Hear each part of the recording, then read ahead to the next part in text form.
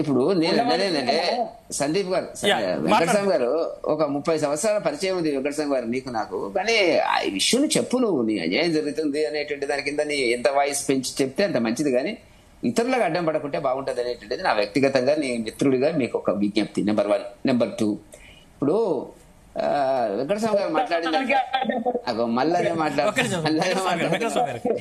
మళ్ళీ మాట్లాడితే ఇట్లా. ఇప్పుడు సివిల్ వార్ వస్తుంది, జడ్జెస్ కూడా ఒక కోణంలో ఆలోచిస్తున్నారు, ఒక వైపు ఆలోచిస్తున్నారు అనేటువంటిది. మేము దానికి పార్టీ కాదు. ఎందుకంటే ఈ దేశంలో రాజ్యాంగం ఉంది, రాజ్యాంగ ప్రకారంగా జరుగుతుంది అనేటువంటిది. రాజ్యాంగాన్ని ఒకవేళ భ్రష్టు పట్టించింది, రాజ్యాంగాన్ని తుంగలో దొక్కిందంటే గత 75లో ఇందిరాగాంధీ కాలంలో ఎమర్జెన్సీ విధించినటువంటి పార్టీ అది ప్రాథమిక హక్కును రద్దు చేసింది. మీరంతా అప్పుడు అక్కడే ఉన్నారా ఇక్కడ ఉన్నారా అనేది నాకు తెలియదు. కానీ దాన్ని వ్యతిరేకించిన దాని గురించి చర్చకూడదు. నేనేమంటున్నా సందీప్ గారు అంటే, ఎవరు కూడా వ్యతిరేకించడం లేదు 42% సంబంధించి. ఇప్పుడు ఇక్కడ డిబేట్ లో ఉన్నారు, నేను ఒక్కనే అగ్రకులానికి సంబంధించినటువంటి వాళ్ళు, మిగతా ముగ్గురు కూడా బీసీ సామాజిక వర్గానికి సంబంధించిన బిడ్డలే.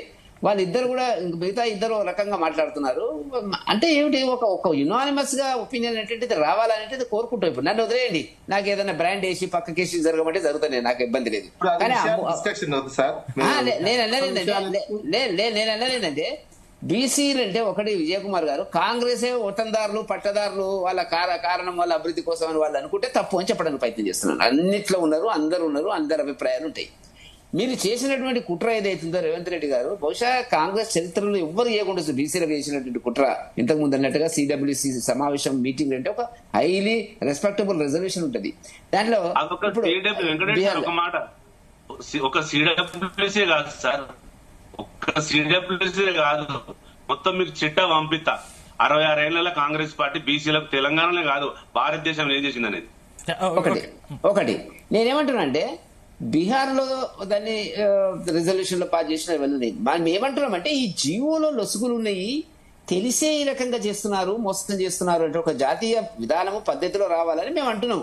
అది ఎట్లా వస్తుంది మరి? మోదీ గారి కేంద్ర ప్రభుత్వం చేయాలన్నా ఇంతవరకేమో కలవలేదు, ప్రతిపక్ష పార్టీలు అన్నింటి కలుపుకొని పోతానన్నాడు, ఒకనాడు పోలేదు, అడిగినట్టు కూడా మనకు సమాచారం లేదు, మోదీ గారు అపాయింట్మెంట్ ఇవ్వలేదు అనేటువంటి కూడా సమాచారం లేదు. దీని మీద గవర్నర్ పంపించినటువంటి దాని మీద కూడా గవర్నర్ కూడా కలిసినట్టుగా రేవంత్ రెడ్డి గారు మనకి ఎక్కడ కూడా మీడియాలో కథనాలు రాలేదు. కాబట్టి నేనేమో వాళ్ళు ఇచ్చినారు, తెలుసో తెలియకో ఇచ్చినారు. ఈ చట్టబద్ధమైన నిబంధనలు ఉన్నాయి, దీనికి అనేక ఆంక్షలు ఉన్నాయి, వాటిని ఎట్లా పరిష్కరించాలి. ఇప్పుడు మోదీ గారు ఒక నిర్ణయం చేసినారు, కేంద్ర ప్రభుత్వం కులగణన జరగాలని. సరే, కులగణన జరిగితే మేమే ఎవరన్నా కారణం కానివ్వండి, మంచి కోసం ఎవరు చెప్పినా కూడా మంచిదే, సంతోషమే. దాని ద్వారా రేపు ఏమైనా పరిష్కార మార్గం దొరికేటువంటి అవకాశం ఉంటుంది. కానీ ఇప్పుడు ఎన్నికలు పెట్టకుండా గ్రామ వ్యవస్థను పూర్తిగా భ్రష్టు పట్టించి ఆర్థిక అంటే పరిపాలనలో అక్కడ ఏం లేనటువంటి పరిస్థితుల వల్ల ఇవాళ ఇతర పార్టీలను నిందించేటువంటి ప్రయత్నం అనేటువంటిది జరగదు అనేటువంటిది మనకు స్పష్టంగా కనపడుతున్నటువంటిది. ఇప్పుడు మన కోర్టులు అనేక కోర్టు జడ్జిమెంట్లు ఇచ్చినాయి కదండి.